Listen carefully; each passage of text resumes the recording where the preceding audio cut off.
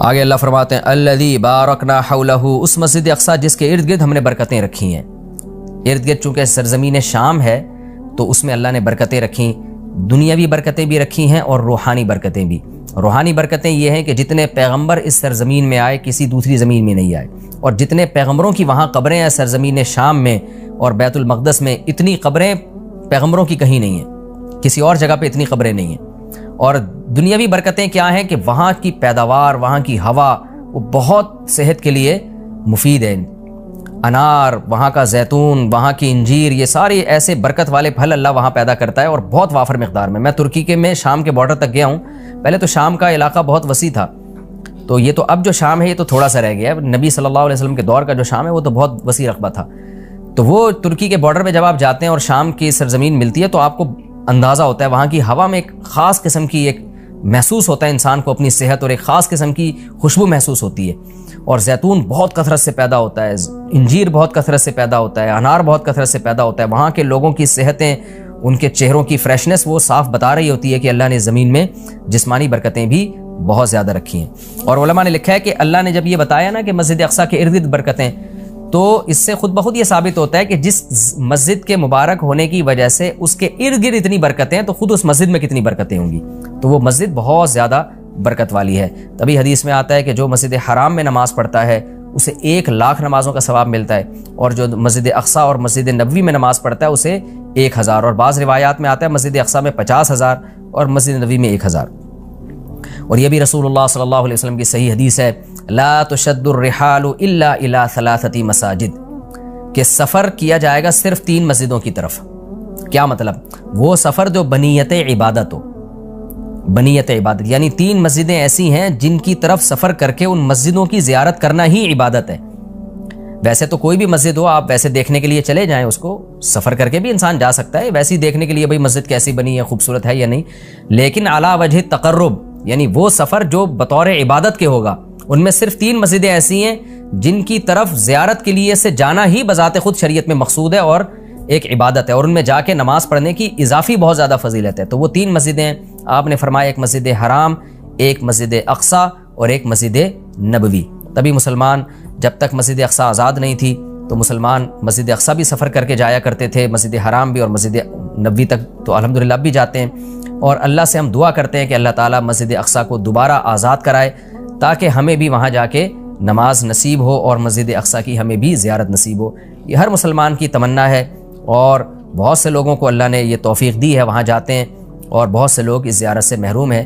تو ہم یہ دعا کرتے ہیں کہ اللہ تعالیٰ وہ مبارک مسجد جس کی طرف اللہ اپنے حبیب صلی اللہ علیہ وسلم کو معجزاتی طور پر لے کر گیا، اور خاص طور پر ہمارے حبیب صلی اللہ علیہ وسلم کو وہاں نماز پڑھوائی گئی معجزاتی طور پر، تو اللہ ہمیں بھی اس مقدس سرزمین کی زیارت کی توفیق نصیب فرمائے اور ہمارے لیے آسان فرمائے۔ آگے اللہ فرماتے ہیں لِنُرِيَهُ مِنْ آیَاتِنَا، ہم نے یہ سفر اس لیے کرایا تاکہ ہم محمد صلی اللہ علیہ وسلم کو اپنی نشانیوں میں سے کچھ نشانیاں دکھائیں۔ وہ نشانیاں یہی ہیں کہ جو معراج کی رات آپ کو دکھائی گئیں، پیغمبروں کی زیارت کروائی گئی، جنت جہنم دکھائی گئی، تو یہ ساری بڑی بڑی نشانیاں تھیں۔ خود معراج خود ایک بڑی نشانی ہے۔ إِنَّهُ هُوَ السَّمِيعُ الْبَصِيرُ، اللہ تعالیٰ خوب سننے والا اور دیکھنے والا ہے۔ یعنی انسان تو محتاج ہے کہ جب تک اسے سنایا نہ جائے وہ سن نہیں سکتا، دکھایا نہ جائے وہ دیکھ نہیں سکتا۔ تو پیغمبر صلی اللہ علیہ وسلم بھی خود سے نشانیاں نہیں دیکھ سکتے، اللہ نے دکھائیں، اللہ نے سنائی، لیکن اللہ وہ ذات ہے جو سمیع بھی ہے اور بصیر بھی، اسے وہ ہر وقت ہر چیز کو دیکھ بھی رہا ہے اور ہر وقت ہر چیز کو سن بھی رہا ہے۔ آگے اللہ تعالیٰ ارشاد فرماتے ہیں وَآتَيْنَا مُوسَى الْكِتَابَ، یہ پیغمبروں کا سلسلہ نیا نہیں ہے، پرانا ہے۔ ہم نے محمد صلی اللہ علیہ وسلم کو جیسے کتاب دی ہے اور محمد صلی اللہ علیہ وسلم کو نشانیاں دکھا رہے ہیں، تو آپ سے پہلے موسیٰ علیہ السلام کو بھی ہم کتاب دے چکے ہیں۔ اور بیت المقدس کا تذکرہ ہے نا، تو یہودی بیت المقدس پہ ہمیشہ سے دعویٰ کرتے رہے کہ بیت المقدس تو ہمارا ہے اور اس میں تو ہمارے پیغمبر مدفون ہیں، تو اس کا بھی اللہ جواب دے رہے ہیں کہ ہم نے اہل یہودیوں کو کتاب دی تھی، مگر انہوں نے کتاب کا حشر کیا۔ تو آگے پورے رکوع میں اسی کی تفصیل ہے کہ کس طرح انہوں نے خدا کی نافرمانی کی ہے، جس کے نتیجے میں اللہ نے ان سے یہ خلافت چھینی ہے اور بیت المقدس ان سے چھینا گیا ہے، تو اسی کا تذکرہ ہے۔ وَآتَيْنَا مُوسَى الْكِتَابَ، ہم نے موسیٰ کو کتاب دی، وَجَعَلْنَاهُ هُدًى، اور ہم نے ہدایت بنایا تھا اس کتاب کو، لِبَنِي اسرائیل، بنی اسرائیل کے لیے، اللہ تتخذوا من دونی وکیلا، اور ان سے کہا تھا میرے سوا کسی کو کارساز نہ بنانا۔ اللہ ہی سے دوستی لگانا، اللہ ہی کو اپنا وکیل یعنی کارساز سمجھنا کہ اللہ ہی تمہارے کام بنائے گا بگاڑے گا، لہذا اللہ ہی سے بنا کے رکھنا ہے۔ وکیل کہتے ہیں جو آپ کے کام بنانے والا ہوتا ہے۔ تو جب اللہ پہ اعتماد اور توکل کرو گے، اللہ ہی کو کارساز سمجھو گے، تو پھر ظاہر ہے اس کی اطاعت بھی کرو گے نا۔ مگر یہودیوں نے ایسا نہیں کیا۔ آگے اللہ خطاب کرتے ہیں ذریۃ من حملنا مع نوح، اے وہ لوگو جن کو ہم نے نوح کے ساتھ سوار کیا تھا، اے ان کی ذریت، یعنی اللہ تعالیٰ ہم سب سے، پوری انسانیت سے خطاب کر رہے ہیں کہ تم وہ لوگ ہو جن کو ہم نے نوح کے ساتھ کشتی میں سوار کیا تھا، ان کی اولادیں ہو تم۔ نوح علیہ السلام کے ساتھ کشتی میں بہت سے لوگ سوار ہوئے تھے، ان میں نوح علیہ السلام کے 3 بیٹے بھی تھے، حام، سام اور یافس، جن کا نام بیان کیا جاتا ہے۔ تو باقی ساری نسل انسانیت کی انہی 3 بیٹوں سے چلی ہے۔